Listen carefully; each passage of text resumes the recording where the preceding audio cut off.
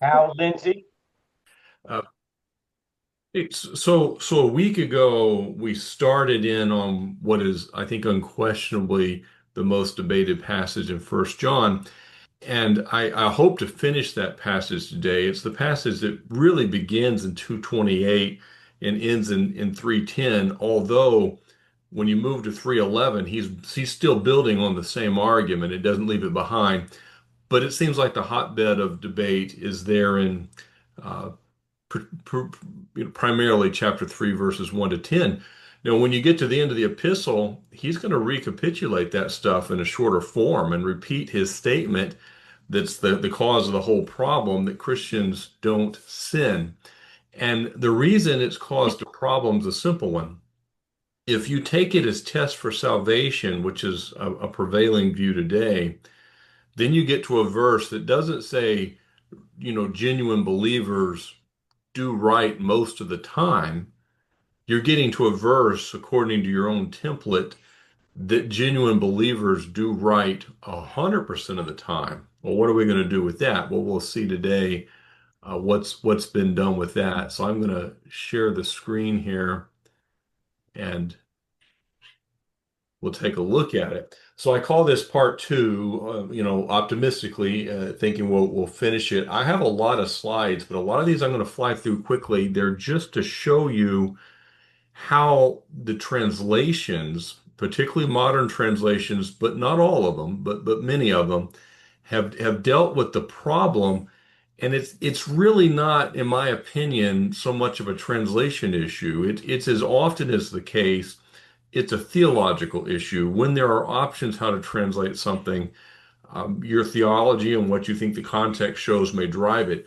Although I think what's happening here isn't even as innocent as that. Now I'm going to show you why. But here's our big picture outline, sort of where we're at. We're in the longest part of the epistle. In a very real way, everything before verse 28 in chapter 2 was background in a sense. He provided us principles for fellowship, what it looks like, how you would know you have fellowship or not, and then gives assurance to his readers. He believes they are people that know the truth and walk in fellowship, but he's concerned about some false teachers he calls antichrist.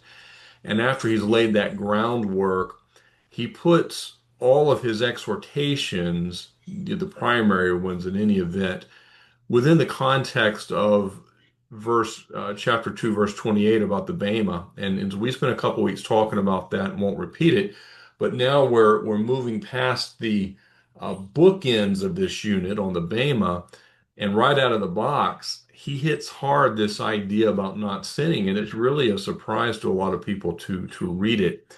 So I wanted you just to see verses 1 and 10 together in chapter 3. Sometimes when you're studying the Bible and you're trying to figure it out, it can help to look at the end where the author might draw a conclusion to help explain what he's doing to get there.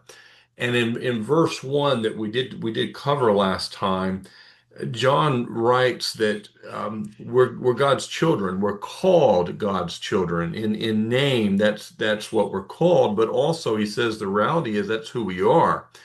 And for that reason, the world doesn't know us because it didn't know him. Now, the idea is going to be that if you're really living out a life of Christ, if you're walking like he walked, the world's not going to know you in that more intimate sense of knowing. They're not going to understand why you do the things you do and think the way you think, say the things you say. When you get to verse 10, he brings a conclusion to this subunit. Verse 11 will build on it. It's not just a hard break, but it is a conclusion to the subunit. And John writes, this is how God's children, the devil's children, become obvious.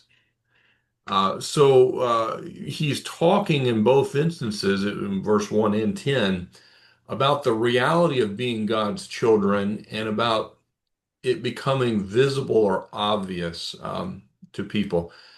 What happens is sometimes this gets reversed and people want to go the other direction and say, if you don't see these obvious signs or works, then the person's not a child of God. That's a mistake. Because if that were true, this whole, much of the book wouldn't make any sense. But I just want you to see that connection. So we're going to build up to this verse 10.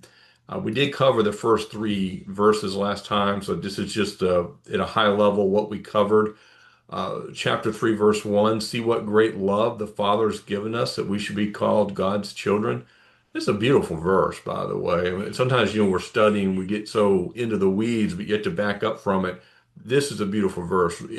It's a wonderful blessing that we are called God's children, and it's a great love of the Father is the reason we are. And the reason the world doesn't know us is it doesn't know Him. And dear friends, this word he uses so often for his readers, we are God's children now, in this moment. This is so important because he's relating now to later when Christ appears, and according to verse 28 of chapter 2, we're gonna be there with him. We're gonna see him as he is, okay? Those kinds of ideas when he appears. But we're also God's children now. Now we're going to be like him when he appears. We're going to see him as he is, and we're going to give an account of ourselves, and hopefully not be ashamed, but have confidence and boldness when he appears.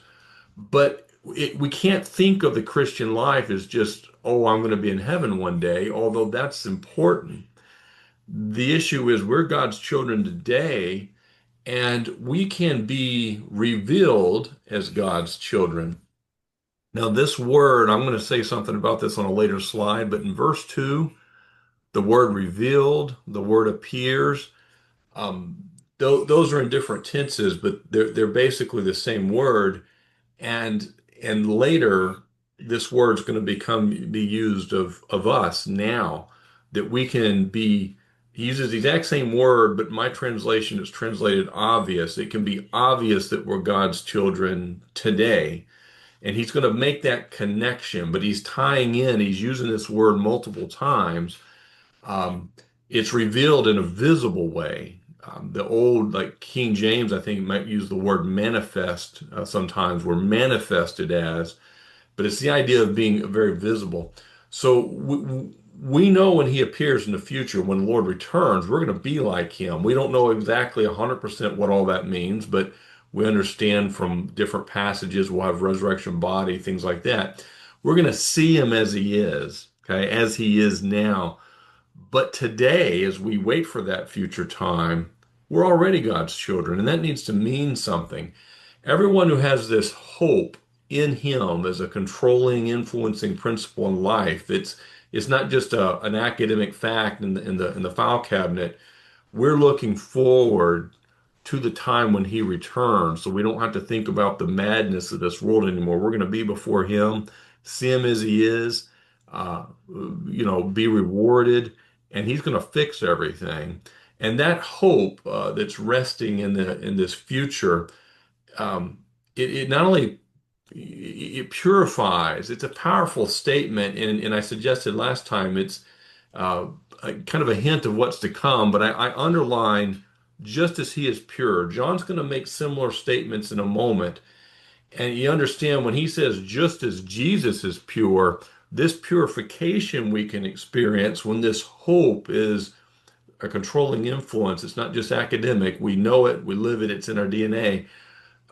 It's a purity that's the same quality of purity Jesus has, an absolute moral purity. We shouldn't be surprised because Jesus perfectly manifested the Father, and the Father, God is light, and in him is no darkness at all. So we're not really surprised by this, but it's important to see that John is introducing a quality we can have that is the very same quality God has. It's not a close approximation. And this quality happens all under the umbrella of his exhortation to walk in fellowship with God. That's the only time we're going to experience this. So now I'm gonna go through a bunch. That was all review, but I'll pause after I go through these translation issues because I want to probably get some comments and thoughts and questions. I just wanted you to see several different translations of verses 4 and 6, and then I'll also show you a couple of later verses. I'm not going to read every last one of them, but I've underlined the parts I want you to see.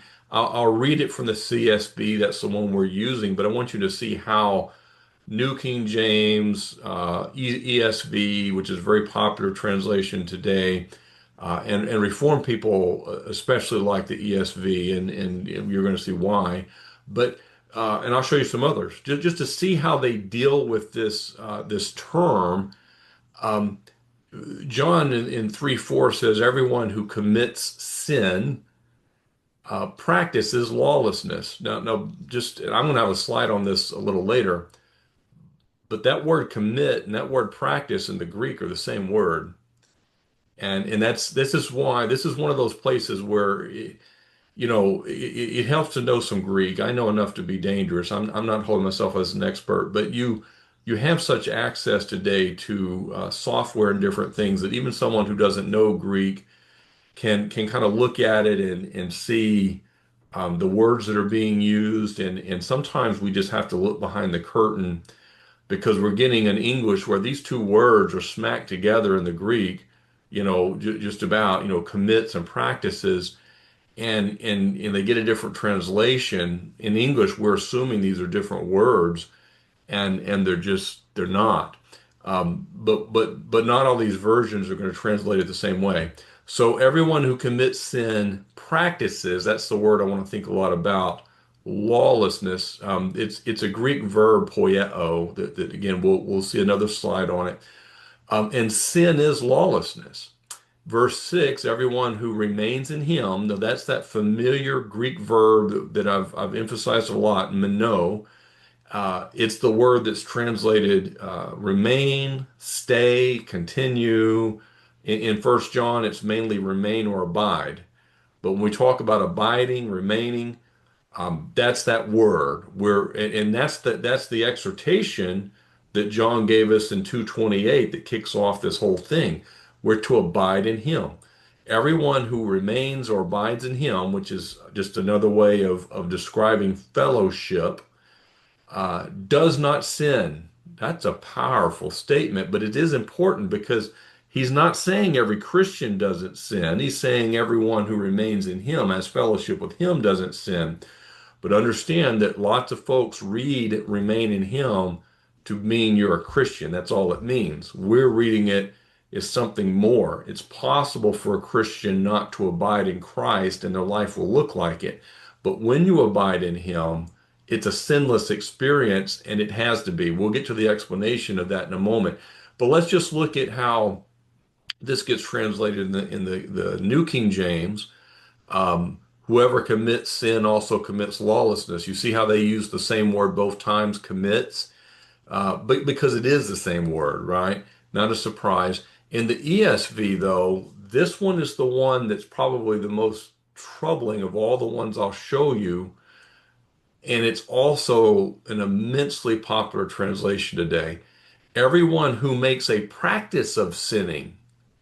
Now, you see why I don't like the word practice in the CSB that I usually teach out of, because I think it's a bit ambiguous. The ESV removes the ambiguity. I'm not saying it's done correctly, but makes a practice. They're saying everyone who, it's ambiguous as to how much sinning you have to do, but if it's your practice, your routine, your habit to sin, then right, then what? You're practicing lawlessness. Sin is lawlessness. No one who abides. Now, I like that word better than remains, just because I like that abiding word, but it's the same word. I mean, same Greek word.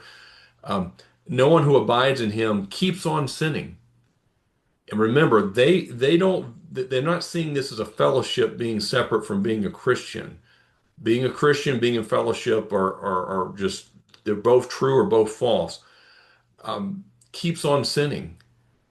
So now it's not that a single sin shows you're out of fellowship, but only a continual practice of sin.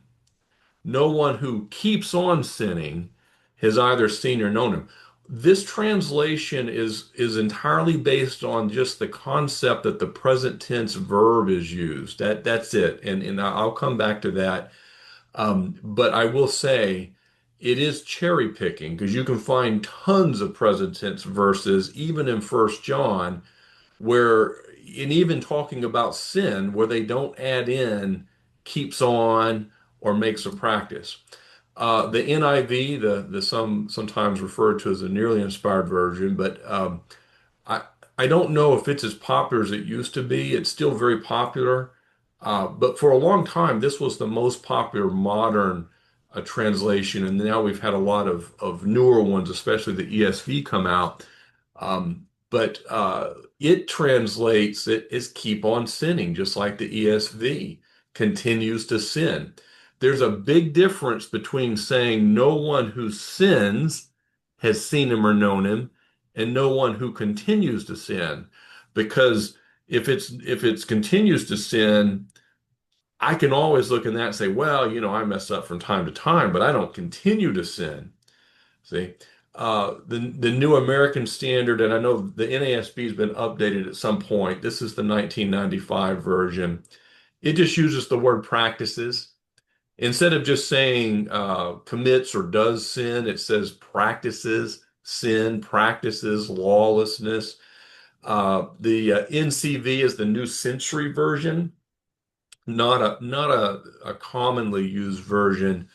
I don't think a bad translation on the whole. Just I've actually read the New Testament in this version, um, but here it uses the go on sinning, right? And what you're seeing is a pattern that most, but not all, modern translations tend to incorporate this idea of a continual practice of sinning as opposed to just sinning at all. Um, God is light, and you have to ask yourself, how much darkness is allowed to be in him? In the New English translation, if you've not heard of this one, this is an interesting translation. I confer with it a lot. Again, I don't hold myself out as a Greek expert, and one of the things I like to do, and this is a good practice, I think, for anybody really, but especially those who would say, yeah, I don't know the Greek, but look at a few different translations in your study that are you know have a reputation for being good translations. The NET was done out of a group associated with Dallas Theological Seminary. And the one unique thing about the NET is if you have it online, it's free, but you can buy a real copy. It has like tens of thousands of language notes. This is the one that people that do think a lot about the languages might find, one that they would like just because it has so many. It will sometimes have extended notes about why they translate something a certain way. That doesn't mean that they always get it right, but I'm just telling you why it's become a popular translation in kind of, but has kind of a narrow audience among whom it's popular. But they use this word practices again. The New Living Translation, which is, if some of you probably know, is more of a paraphrase than a translation, uses keep on sinning, keeps on sinning. The GNT version, also not it's the Good News Translation. It's out there. I don't think it's a hugely popular translation, but you'll find it. It uses continue to sin. See, um, and then let me show you real quickly verses 8 and 10.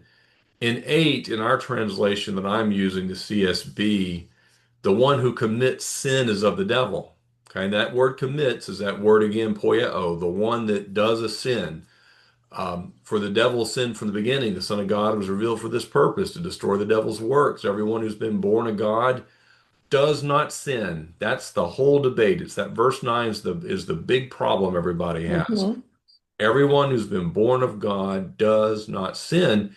And so when you're teaching that this is a bunch of tests for salvation, and you get to this one, and you know that everybody actually sins, and John even said in chapter 1 that people sin, you have to fix this problem, because if that's the test, even the John MacArthur's of the world don't pass the test. They don't sin because his seed remains in him. He's not able to sin because he's been born of God. I mean, he couldn't be any more emphatic. This is how God's children, the children of the devil, become obvious. Whoever does not do what's right is not of God, especially the one who does not love his brother or sister. Let's just glance real quick at how some of the other translations do it. The New King James is fairly similar. He who sins, it just drops out the commits or the does altogether.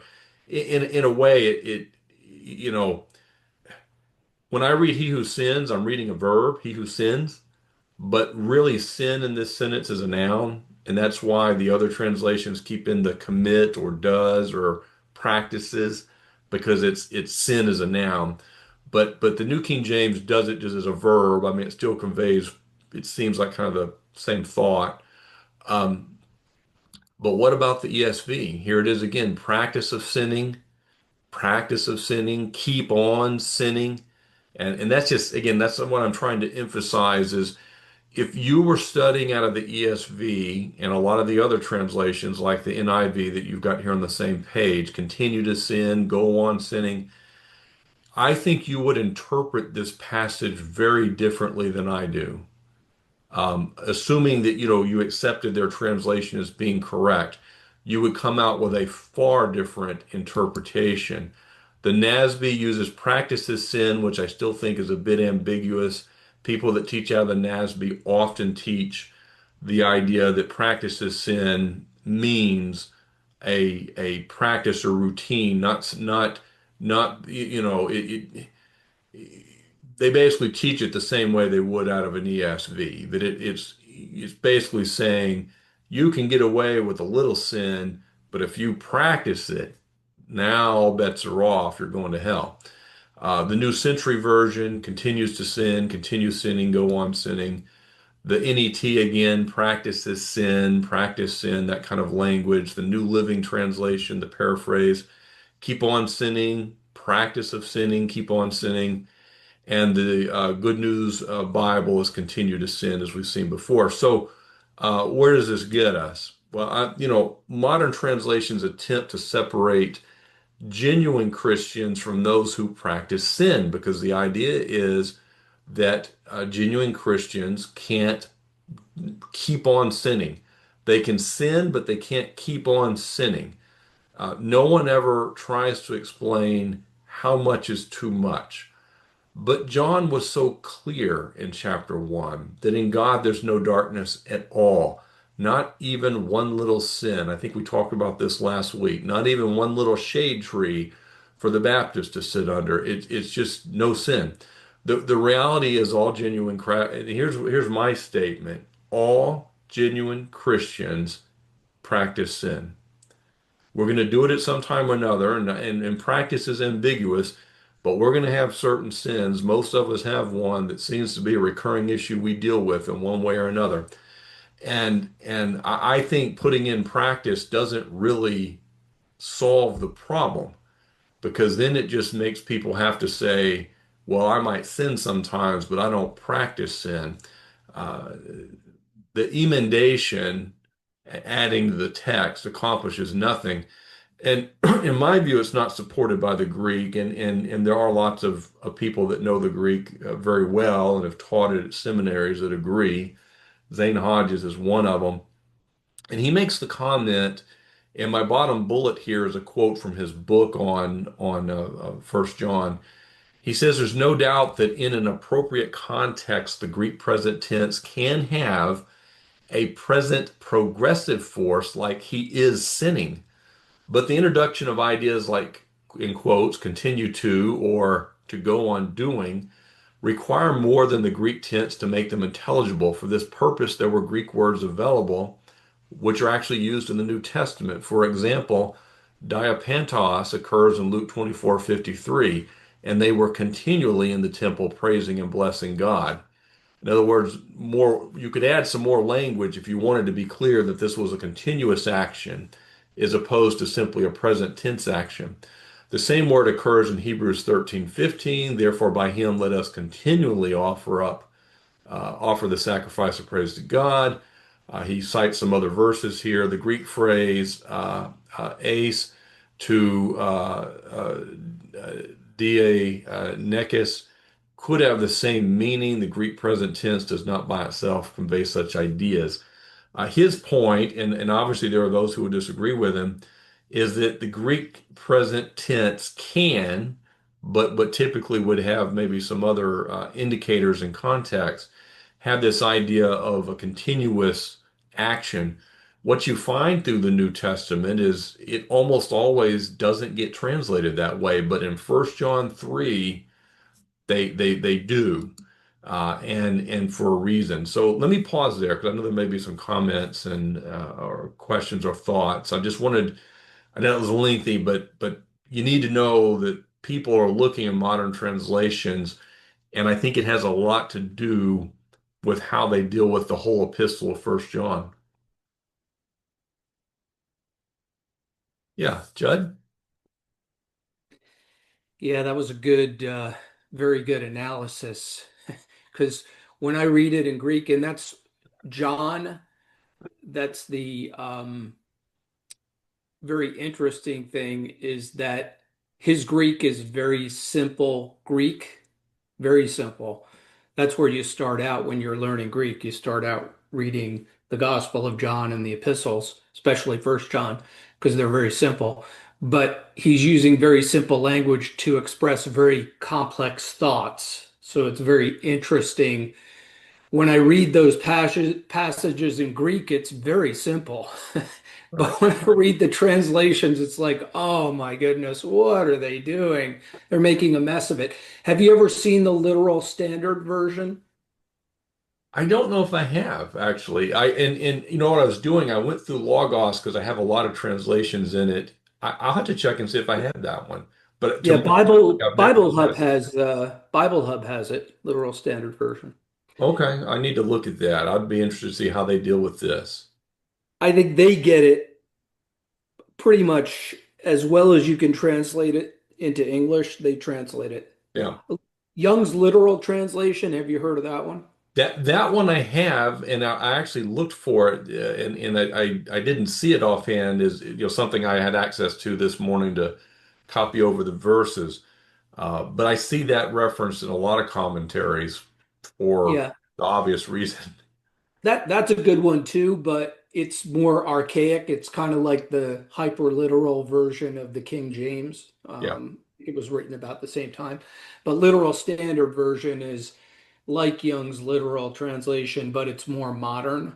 So I think that one gets it right. And yeah, you have two poles of translation. You've got functional equivalence, which tries to stay very faithful to the Greek, and then you've got dynamic equivalence, which tries to bring over the thought. Like functional equivalence is more word for word translation. Dynamic equivalence is more thought for thought translation. So dynamic is like the NIV, the NLT, etc., and functional equivalence is the ESV and the NASB, etc. Um, so there's room for both, but the problem is, and there's a saying, right, in translation, translator traitor, right? You can really mess things up with bad translation. And yeah, the problem with the dynamic translation is that you're letting you're more interpreting than translating, and you're trying to bring over the meaning, and then your theology gets in the way. So yeah, and this is one of the passages that's just the worst, as you've demonstrated, because it says very clearly, he who does sin is doing lawlessness, because lawlessness is sin. It's making it very clear that anytime you sin, you're committing lawlessness. It's not a practice. It's not some type of a grading on a curve. It's, when you're doing it, you're practicing lawlessness. And, if you're born of God, then you won't do it. So then, if you translate it properly, you have to say, okay, what does that mean? If you don't translate it properly, you may think it means something, but you're not understanding it because you've mistranslated it. Mhm. Yeah, no, very helpful, and I appreciate those references. I think it's anytime I teach or preach, I at least look at three or four translations, and I think it's a big help, and I agree with it. Even something like the NLT or NIV giving dynamic equivalence can sometimes be helpful, but you know, the reality is in translation work that theology that people bring to the table in different places is going to affect it. And I this is the one of the whole new, I'm sure there's some others, but this is to me probably the big one that I'm aware of in the New Testament. I think there's some issues with how people deal with Romans 5:12 that also is another one that can cause a lot of problem, but for another day. Susan? Yeah, the one that I have a problem with is I'm looking at your slide here is 1 John 3:6. Hmm. Everyone who sins has not seen him or known him. And that sounds like it's saying, well, if you sin at all at any time, then that means you don't really know who God is. And Yeah. that's how that sounds. And that's not what they really want to say, I Yeah. think. I'll unpack that one in a minute, but it's one of the keys you're going to get out of this as we unpack the rest of this is how important it is to start at the beginning of the book, okay? Because this matter of knowing him, we covered that at the beginning of chapter 2. And Right. and this matter of seeing, now that kind of comes out of the blue. This is where it helps to know some other Bible to say, well, I wonder if is that something a usage we see in other places? But we're going to unpack it.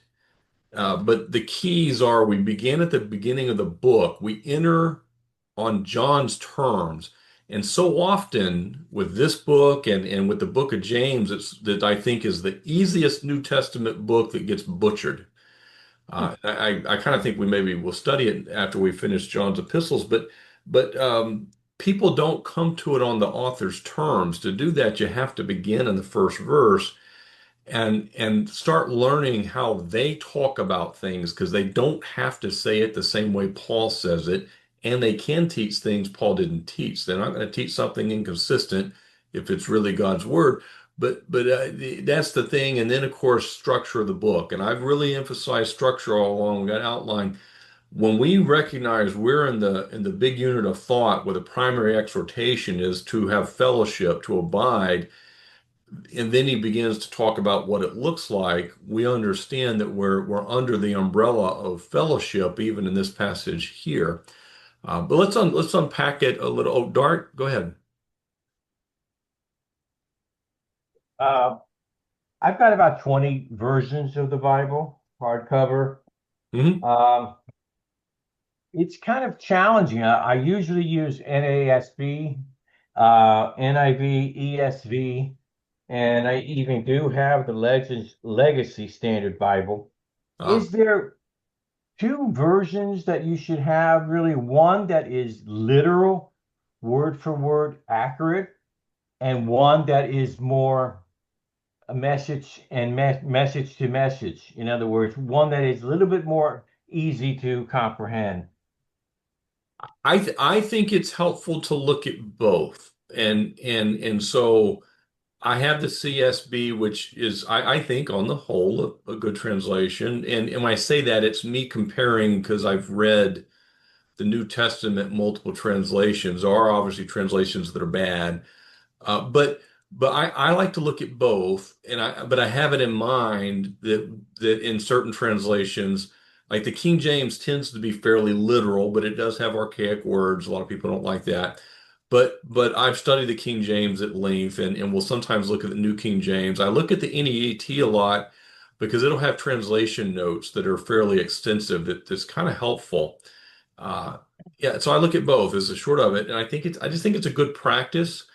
Um, and I'll say just on translations, when you get in the Old Testament and you look at multiple translations, you're going to find more variance because there's a lot of times when words get used one time in the whole Bible.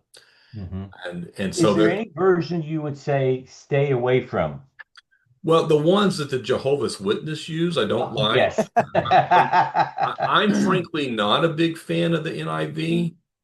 but I'm cautious to say that because I know people who have read the NIV used to be immensely popular, so a lot of people have read it a number of years, and I'm more interested in people being in the Bible than trying to convert them to a particular translation. When I was in Bible college for the first time, they required us to use the NASB because they felt like it tries to strike a little more of a literal translation than like an NIV. And there's also value when you're sitting in a classroom, everybody has the same translation.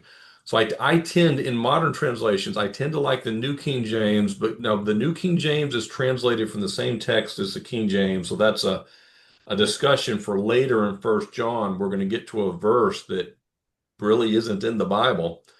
Uh, Hmm. but but the New King James is translated from the old TR, the Textus Receptus, Mhm.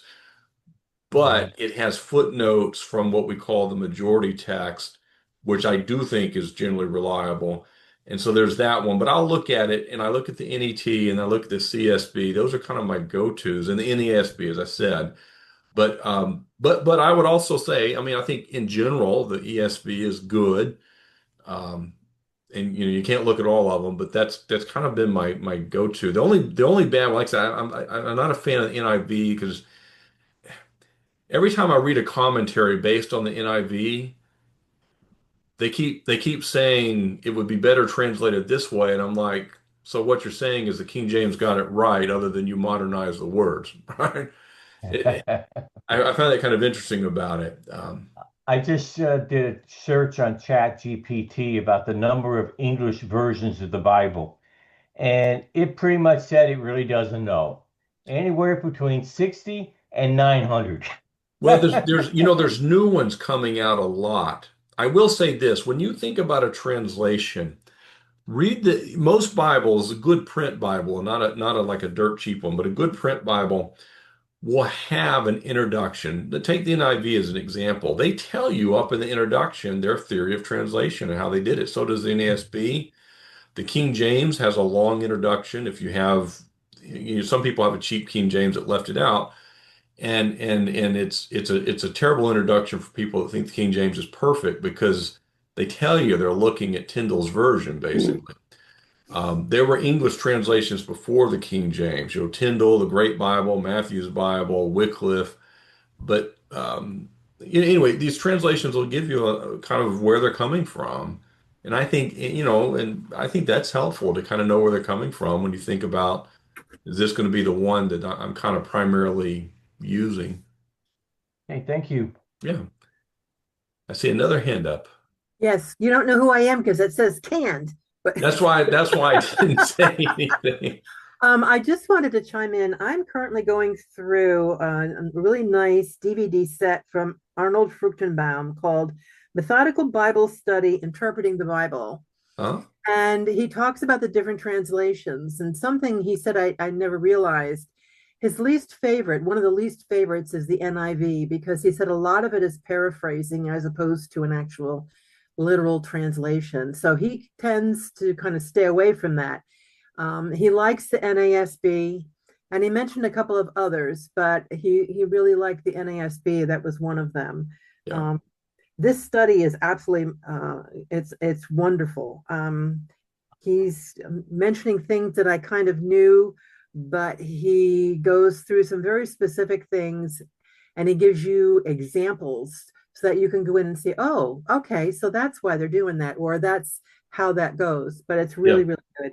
But I wanted to mention about the NIV, and I Yeah. was surprised at that. Well, and that's, we've been using, maybe I said it first or Judd, this word dynamic equivalence. That's a fancy way of saying paraphrase, but I think when people read that in the introduction in NIV, they may not realize it. But it is that. Now, it doesn't mean the entire NIV is a paraphrase, which would be, there are Bibles where the whole thing take the. This is the one I didn't say when Dart asked the question. If you have the Message, I think that's the one. Just throw it away. Uh, I but agree. but that's effectively what's happening in places. And you can understand where they're coming from. It's not a totally bogus idea. If there's an idiomatic statement that we don't get because it's not an idiomatic thing we say in English, they might give the sense they believe the Jews would have had of it or something like that. Um, by the way, I don't want to say a fan. What is not the right word? I've read most everything that Fruchtenbaum writes, and I find his materials in general to be very helpful for what it's worth. And I've been using this stuff for 25 years. So let's jump into this 3:4. Everyone who commits sin practices lawlessness. We already talked about this Greek verb poieo, which, as Judd mentioned, it's very simple language. Its basic meaning is to do something. Okay, that's its basic meaning. Now, you can get different glosses on doing something depending on context. So I'm just listed some different possibilities right out of one of the Greek lexicons. Do it, cause it, accomplish it, make it, produce it, create it, perform it. I mean, if God does it, maybe it's creating, but the basic idea is to do something. And so you've got two English words here in the CSB that if you don't look behind them, you would think there's two Greek words behind it. There's not. It really is just something more like everyone who does sin, or the King James, it uses a verb, even though it's not really a verb here. Everyone who sins, everyone who does sin practices, no, does. Everyone who does sin does lawlessness. Remember, the Antichrist are in the background. These guys are bad guys, and he's going to come back to the Antichrist when he gets to chapter 4 and talk about testing the spirits and such things. But I think he's concerned in the background, and he's going to give us another clue here in a moment, that one of their deceptions is that they engage in sinful behavior, but try to polish it off as something else, perhaps because they would say the things you do in the physical body don't matter. The real you is the spirit that's going to be in eternity. In the pleroma, it was kind of the Gnostic view of the world, and these people were blending Gnosticism and Christianity, and so for them, sin isn't a big deal. And John says, no, it is. It's. I want to say something about this translation lawlessness here in a minute, but he says you do a sin, you're doing lawlessness. Sin is lawlessness. You know that he, Jesus, was revealed. And we're going to come at that word again later because he uses this several times, but it's plenarao is the verb that's being used, and he's going to use an adjective for that in a little while as well of us.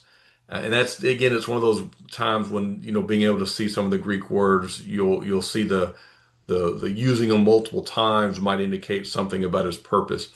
But Jesus was revealed to take away sins. I mean, that's what John the Baptizer said in the first chapter of the gospel. Behold, the Lamb of God who takes away the sins of the world. Doesn't cover them up, takes away. And there's no sin in him. He's completely sinless. Now think about the logic of verse 6. Verse 6, and it's just criminal to try to change the text. The logic, if there's no sin in Jesus, just like there's no sin in God, he's light, and in him is no darkness at all. There's not a little sin. It's not that Jesus is good most of the time, but never practices sin. Jesus has no sin. So if you're going to remain in him, there's our word for abide. If you're going to abide in him, you can't sin either. I mean, you just can't have sin in Jesus, and therefore you can't sin. So it makes some sense. Now, the word sin is not an unusual word. I just wanted to mention it here in case you hadn't heard it before. There are other words that will sometimes get translated more or less as sin, but a common one is hamartia, and that's what we see here.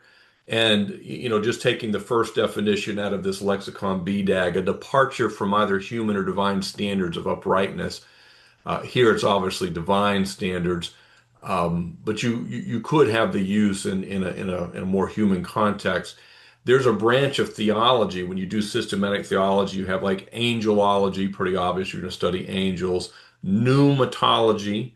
Pneuma is part of the Greek word for the spirit. So it's the study of the Holy Spirit is pneumatology. And hamartiology, if I'm saying it right, is the study of sin, basically. But that's just a common word there. Um, so, what's happening here? Lawlessness is the Greek noun anomia. And I think it's okay that it says lawlessness. Here's the thing. There is this group called Hebrew Roots Movement, and they're always looking for some way to show that we're required to keep the law of Moses. And this is one of their verses because they're saying everyone who commits sin, who does sin, is basically not doing the law of Moses. As soon as they see those three letters, LAW, they're writing in the law of Moses. But what Zane Hodges points out is the lawlessness definition or a word, it's sort of fine as it is, but to the extent it's conveying a keeping of the Old Testament law or something, people are maybe misunderstanding that. And so I just had a quote from his book, the usage of the word anomia in biblical Greek in both the New Testament and the Greek Old Testament. We sometimes call that the Septuagint, the translation of the Old Testament from Hebrew to Greek. He says it argues strongly that normally no such specific meaning as lawlessness was attached to this word. In the Septuagint translation of the Old Testament, we find anomia, our Greek word here, used to translate no less than 24 different Hebrew words. The most frequent one is awan, for which English words like wickedness or iniquity are good equivalents. And so I'm just suggesting that we do need to think, don't make this harder than it is. When you're committing sin, you are in fact being wicked. You're doing wickedness. You're doing iniquity, doing lawlessness, if you like, if you think of it as in the sense of violating God's standards.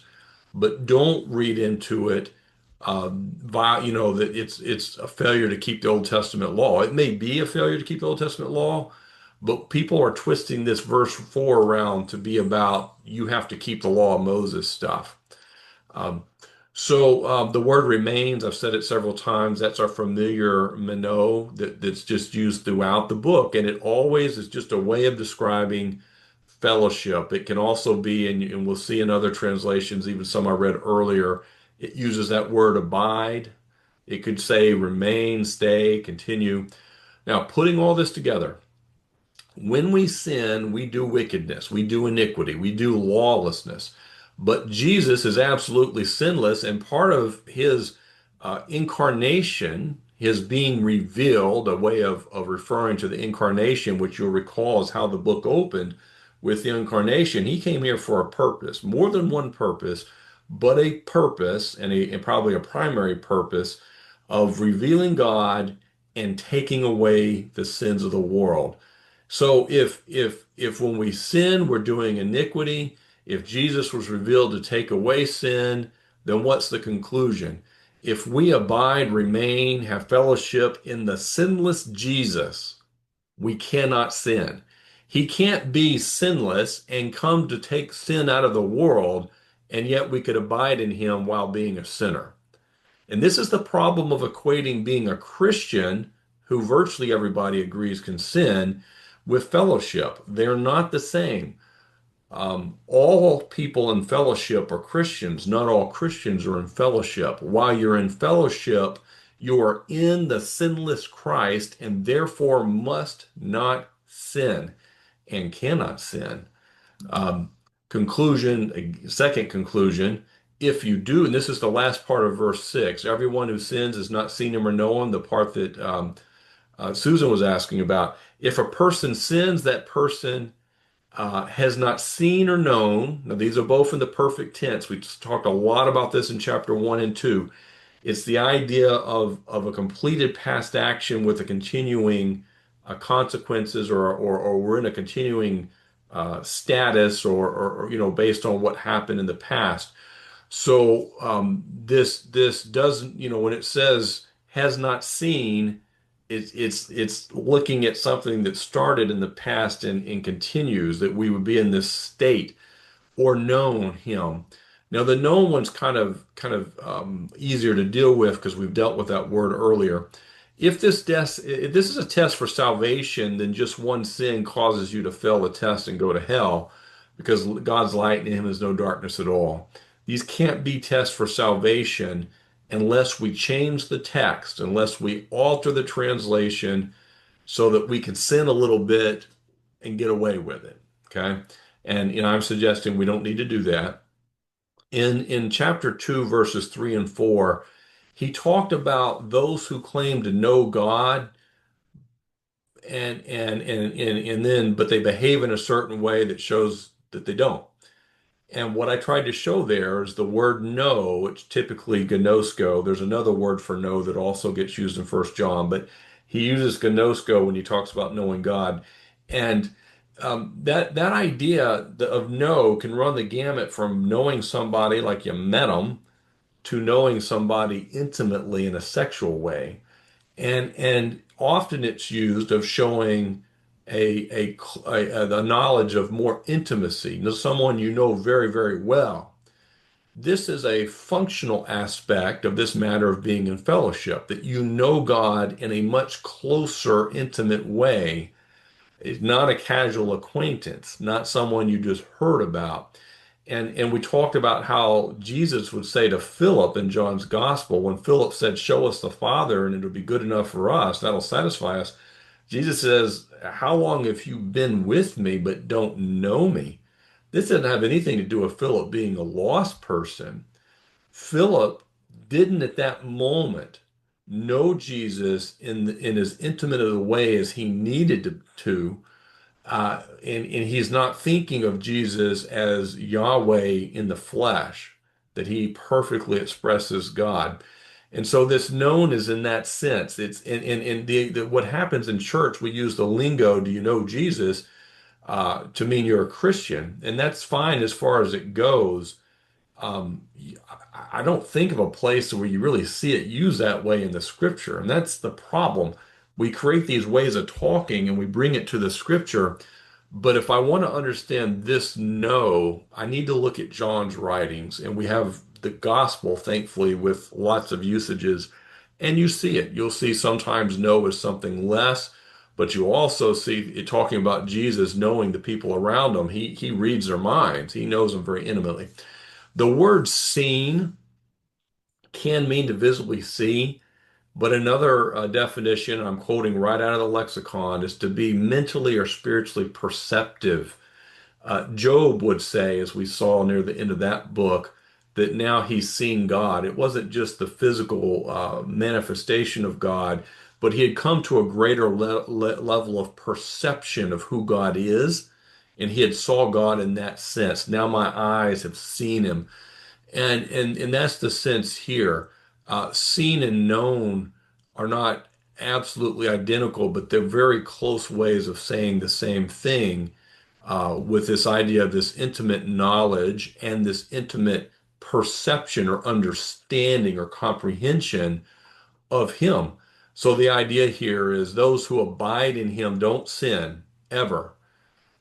If you're sinning, you're not abiding anymore. Everyone who sins, okay, that's what you're doing, you're sinning. Doesn't have to mean you're sinning every day or have a long practice of it. You just told a lie. Then you're not now experiencing the fellowship that started in the past and continued for so long as you weren't sinning. You've stepped out of that, but in that fellowship, you've seen and known Him. When you step out of it, then you're losing some of that, and that's why we need to confess. Little children, let no one deceive you. The one who does what is right is righteous, just as he is righteous. Verse 7. I wanted you to relate similar phraseology from 2:29.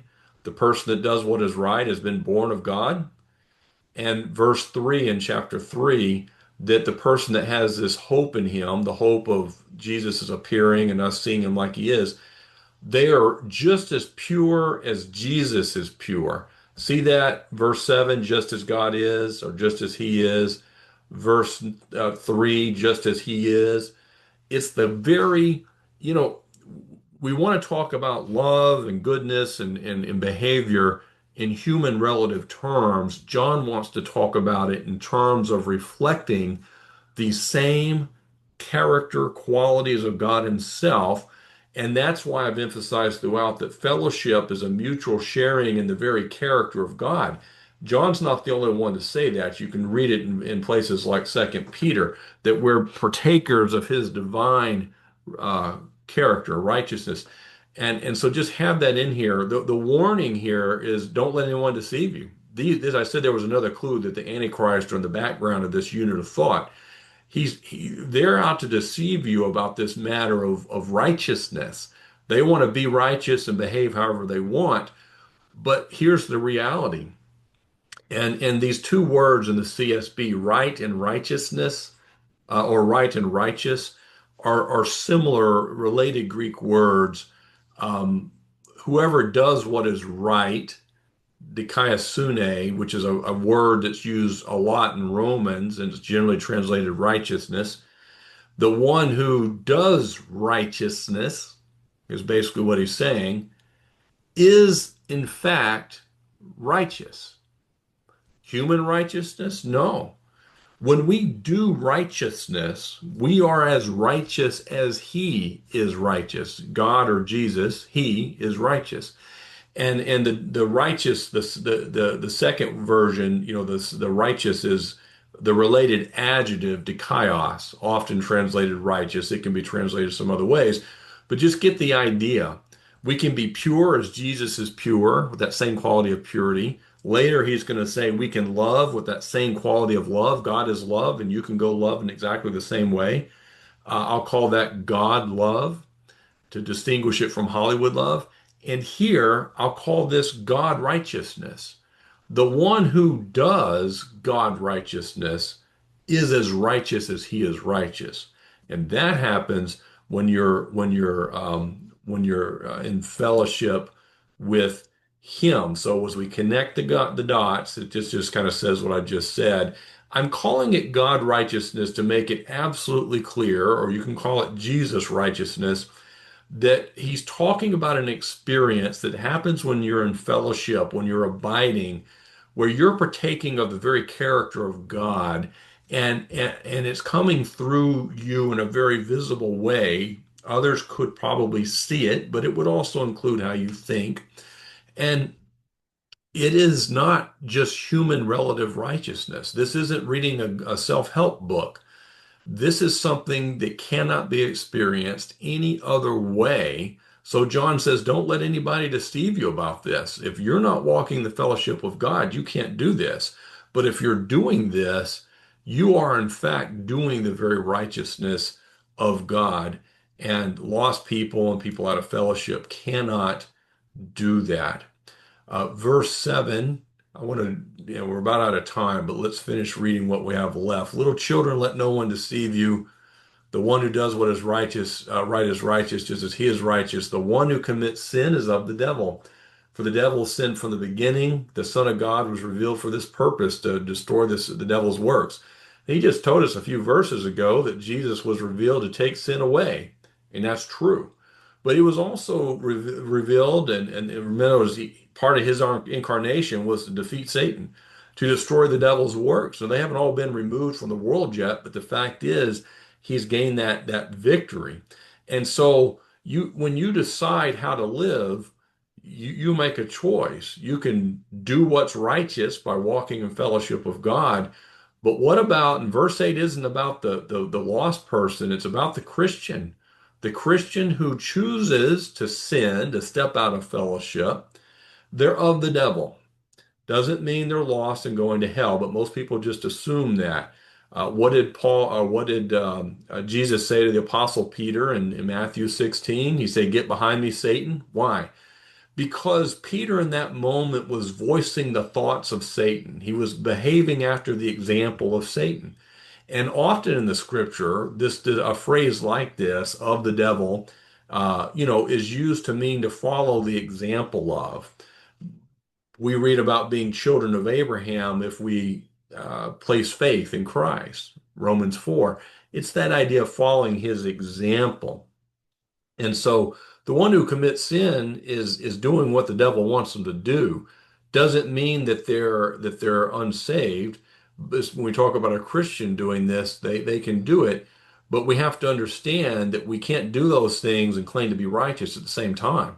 We're either going to walk in fellowship and exhibit the righteousness of God, or we're going to commit sin, at which point we're not manifesting ourselves as the children of God. Instead, we're following the example of the devil. We look like him, we talk like him. And so John's readers are told not to be deceived. They need to exercise discernment and not be deceived by the absurdity of someone saying, I can live like the devil and claim to have some close, intimate relationship with God. Those two things are oil and water. They're light and darkness from chapter 1, verse 5. So our last two verses, so we can wrap this up. Everyone who's been born of God does not sin. Because, why? His seed remains in him. God's seed permanently remains in us. And a lot of people argue this is the Holy Spirit, and I might speak a little of that next time. The text doesn't say that, but people, may be right, reasoning theologically. But the main thing for us is there is something of the nature of God, his seed, it's the Greek word sperma, that remains in us. His seed, if you're a Christian, will always abide in you, remain in you. And I think what he's saying here simply is walking in fellowship is an experience where it's that seed of God in us that's in the driver's seat, that's in the control. We have a choice, and the Apostle Paul would talk about it in terms of living out the flesh or walking out the Spirit. We have a choice to walk in fellowship. And if we do, because his seed remains in us, and this whole 10 verses is under the umbrella of walking in fellowship, if we're remaining in him, we can, because of this new nature within us in the driver's seat, we can have this sinless experience. In fact, while we're in fellowship, we're not even able to sin because we've been born of God. This is how God's children and the devil's children become obvious. That's the word used earlier a few times for Jesus appearing or being revealed. It's the same word, except it's an adjective here. Children of God are made apparent by what they do. Now, this is not saying I'm going to know whether I'm a Christian by what I see. It's not imploring us to do that, to look at people's lives and say they're a Christian because I see it. The point is that I should see it because you should be walking in fellowship. And when you do, you are manifesting, appearing, becoming obvious as a child of God. When you're not in fellowship and living like the devil, you look just like lost people. And that's really all he's saying. Who do you look like? Not let's get a test for whether you're really a child of God. Who do you look like? And if you look like God's children, you won't have a reason to be ashamed at the Bema, where this all started in verse 28 of chapter 2 and where it's all going to end at the end of chapter 4. You won't have a reason to be ashamed. Just as Jesus was revealed, appeared for a purpose, so also we are revealed or manifested or made obvious either as God's children or the devil's. He came to take away sin. He came to destroy the works of the devil. Why on earth would we not choose to walk in fellowship so that we can be very obvious as the children of God, and in so doing reflect the work that Jesus has done to take away sin and the new nature we have because his seed remains in us? There's a difference between being God's children and looking the part. And we are called to look the part, to not only be a hearer, but a doer. But we're capable of looking like the devil's children, and being obvious as God's children has benefits at the Bema. I'm going to stop there. We're out of time. I went over, but I needed to finish this section.